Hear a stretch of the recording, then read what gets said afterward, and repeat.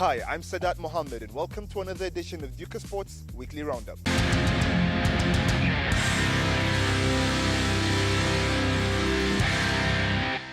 After devoting his sweat, strength and time for a country he has represented 6 times in the boxing league, Kevin Bilal Fawaz is facing deportation back to Nigeria, a country where he has no family and no place to live.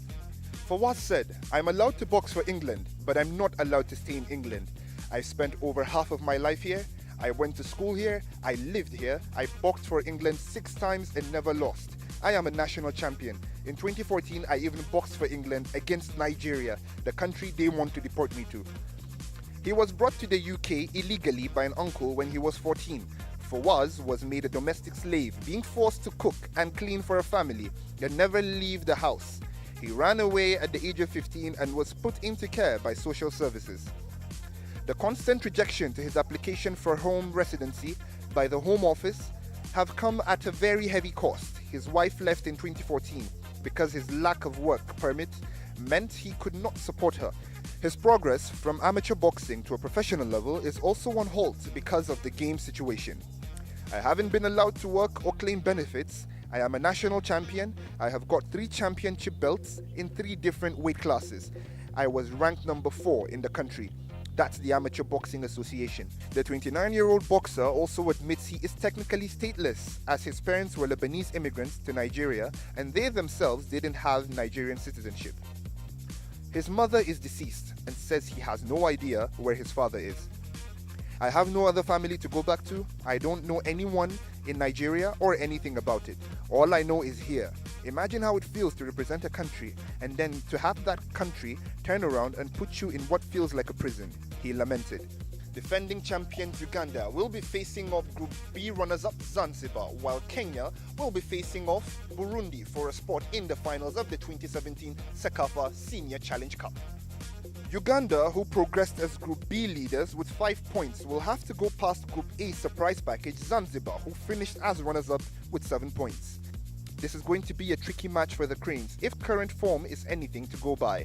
Uganda has struggled to score in the group stages, progressing with only 4 points from 3 matches, whereas Zanzibar gave all its opponents a run for their money, managing an impressive 7 points from 4 games in a group that had hard hitters Libya, Kenya and Tanzania.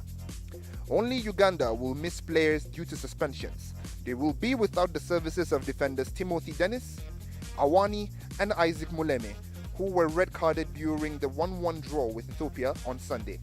Moving on to Kenya versus Burundi, Kenya, who progressed as Group A leaders with 8 points after a 1-0 win over Tanzania, will have to outplay surprise Group B runners-up Burundi for a spot in the finals. The hosts have a big advantage being on familiar ground, but will be facing a well-rested Burundian side who played a match less after the withdrawal of Zimbabwe. In their head-to-head challenge, the two nations have faced off 9 times in all competitions since the early 2000s.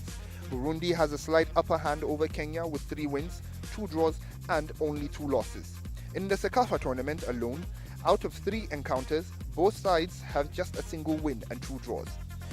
CECAFA media manager Rogers Mulindwa confirmed both semi-finals will be played at Moi Stadium in Kisumu, but will finish the tournament at the Kenyatta Stadium in Machakos. "We were yet to agree on where the finals will be played, but it is now official that Machakos will stage the game," he confirmed. Belgrade manager Munir Rached has ended his love affair with Tunisian Premier League side Etoile Sportive Zar. His resignation took place on Monday after failing to win a single match in the 13 league matches he'd overseen as Zar's coach. Munir's position began to be untenable after going 5 games without winning, prompting fans to put up banners calling for his dismissal. The board had kept faith in him, hoping for a light to emerge at the end of the tunnel. However, matters merrily continued to turn worse in each of his outings, with a draw against Club Africain last Sunday being the last straw.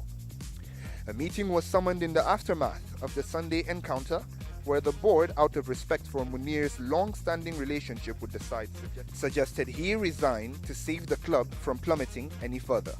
The Tunisian-born gaffer heeded the call and on Monday announced he's leaving.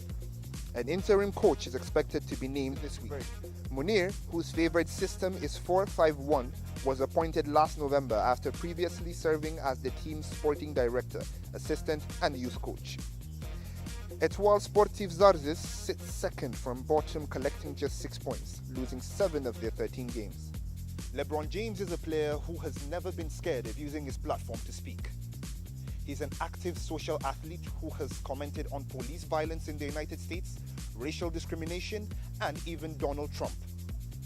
Before Sunday night's game against the Wizards in nation's capital, the Cavaliers star wore a mismatching pair of LeBron 15 shoes that had equality etched on the heels. One shoe was black and the other was white.